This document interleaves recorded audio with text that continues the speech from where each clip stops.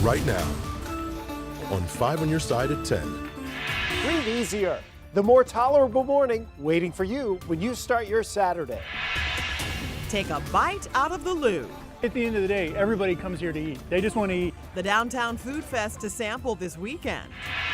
But first, demanding answers into St. Louis Public Schools' finances. There's obviously a lack of focus and a lack of prioritization of children in the school board. Tonight, even St. Louis Mayor Tashara Jones is calling for action. Good evening, everyone. I'm Kelly Jackson. Today, the mayor called on the state auditor to look into spending at St. Louis Public Schools. Superintendent Keisha Scarlett remains on temporary leave and now questions over her replacement. Brent Solomon is following these developments from the newsroom. Brent. Hey there, Kelly. Here's what I can tell you. The teachers union in Washington gave newly named interim superintendent a vote of no confidence just before she came here. They did the same for the current chief of staff at SLPS, citing lack of support and collaboration with staff. Scarlett hired both of them to work here. In this letter to the state auditor, Mayor Tashara Jones says St. Louis Public Schools started last school year with a surplus of $17 million, but now has a projected deficit of $35 million. She says it's, quote, necessary to look into the district's spending. This is exactly the type of momentum that we've been pushing for. While Superintendent Keisha Scarlett is now on leave, her deputy superintendent, Millicent Bourchade, is taking the lead. She quickly rose into this position, and then as she does so, the school faculty and staff find out, and the board finds out that there was a vote of no confidence from the previous school staff of the previous district. And so that then is going to provide a challenge for her. Bourchade does not have a superintendent certification in Missouri, which is required for a district to have full accreditation. As we all know, the district was controlled by the Department of Elementary and Secondary for several years with a state-appointed board of directors, and it got out from under that. Dr. Adams was there for 14 years. He provided a stability point that hadn't been present in quite a while, and he improved. Under him, the district came back to fully accredited status. So I suppose that the state could determine that the district is financially stressed, determine that it's out of compliance for accreditation purposes, and put it back under state monitoring and governance. Now, to be clear, that hasn't happened, and there's no indication at this point if it will, but it could. By the way, the mayor references the superintendent hiring people she knew from her previous job and even some of their spouses for top positions here.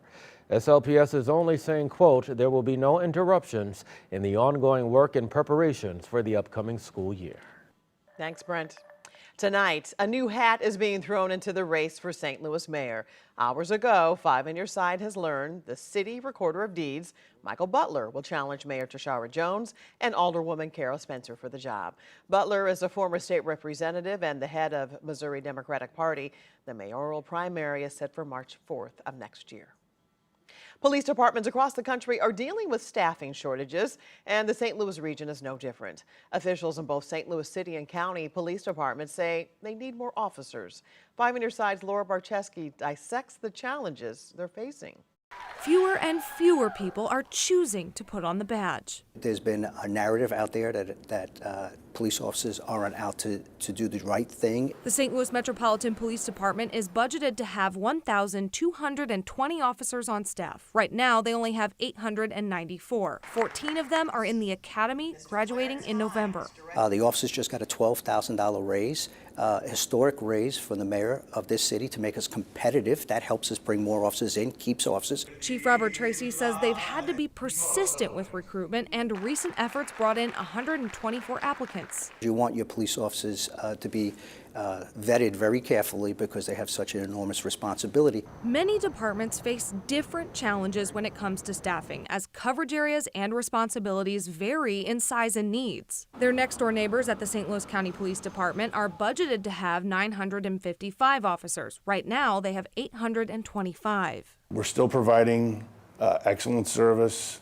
Our officers are still out there answering the calls. When you're not at full strength, how does that affect the officers and detectives in the field? They may be taking on extra shifts, volunteering for extra assignments.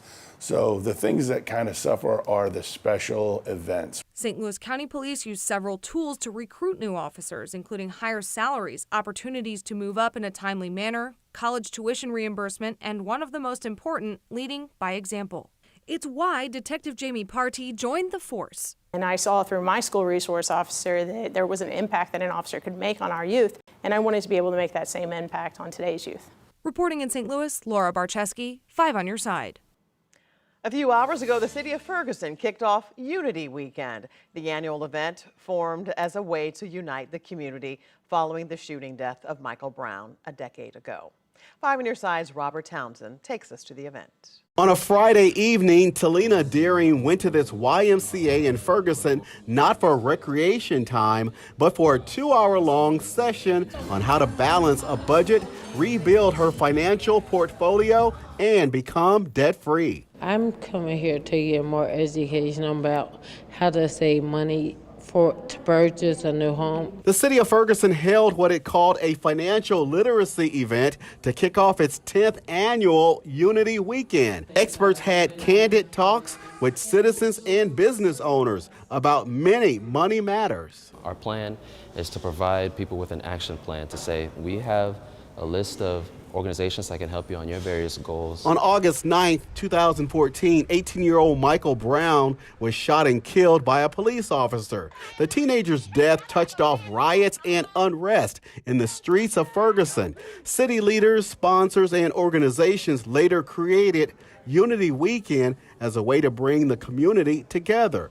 Next week marks 10 years since Brown's death. Mayor Ella Jones says Ferguson is still using events like this to heal and to help its citizens in a variety of ways. 10 years later, we are still working to have the best community for anyone to live in. During Unity Weekend, students will receive free backpacks. There will also be resources offered to families. Community Strong is the theme. I like it a lot. I think it's wonderful. I think it's wonderful for the people of Ferguson. Robert Townsend, 5 on your side. And be sure to join 5 on your side for a special Race, Listen, Learn, Live Voices of Ferguson. You'll hear from Ferguson stakeholders and residents 10 years after the death of Michael Brown and the unrest that followed. See how far the city has come and the work that remains. Join us Thursday, August 22nd at 7 p.m. A foodie lover's dream this weekend at Ballpark Village. Local restaurants, pop-ups, and food trucks are coming together for the annual Taste of St. Louis. Annie Kroll is live downtown. What's on the menu, Annie?